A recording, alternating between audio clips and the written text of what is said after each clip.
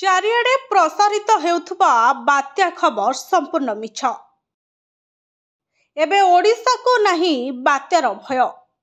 IMD पक्षरु मिलिछि एही सूचना। भारतीय पाणीपाग विभाग पक्षरु मिलिथिबा सूचना अनुसार ओडिशा को एबे बात्यार भय नहीं। मे मासरे पुणी एक बात्या आसुथुबा नहीं केतक गणमाध्यम रे खबर प्रकाश पाइबा परे लोकंक मनरे छनका पसिछि। आसंता 23 रु 28 तारिख मध्य बंगोपसागर बात्या सृष्टि हवा नहीं केतक गणमाध्यम दर्शाइछन्ते, किंतु यह संपूर्ण रूपे मिथ्या अटे।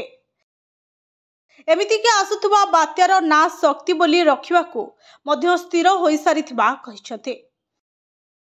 हेले एबे ओडिशा रे आदौ बात्या सूचना नाही बोली स्पष्ट करिछि भारतीय पाणीपाग विभाग।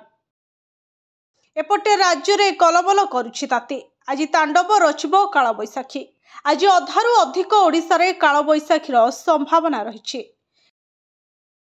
एने खोर्धा, पुरी, कटक, जगतसिंहपुर, भद्रक, बालेश्वर, मयूरभंज, केन्दुझर, केन्द्रापड़ा, जाजपुर, नयागढ़, गंजाम, गजपति, रायगड़ा, कोरापुट, मालकानगिरी, नवरंगपुर, नुआपड़ा, कलाहांडी और बलांगीर 20 जिला को कालबैशाखी सतर्कता नहीं येलो अलर्ट जारी करछि पाणीपाग विभाग। घड़घड़ी वर्षा सह किछि स्थान रे 50 किलोमीटर बेगरे पवन बहिबार संभावना रहिछि। सेहिपरि आसंता काली 4टी जिला यथा कि मालकानगिरी, कोरापुट, रायगड़ा और गजपति रे कालबैशाखी वर्षार संभावना रहिछि। अन्यपटे राज्यर विभिन्न जिले में कलबल करिब ताती। दिनर तापमात्रा 2 रु 3 डिग्री जाए वृद्धि पाइबार संभावना थिबा कहिछि पाणीपाग विभाग। Bureau report, STTV Odia.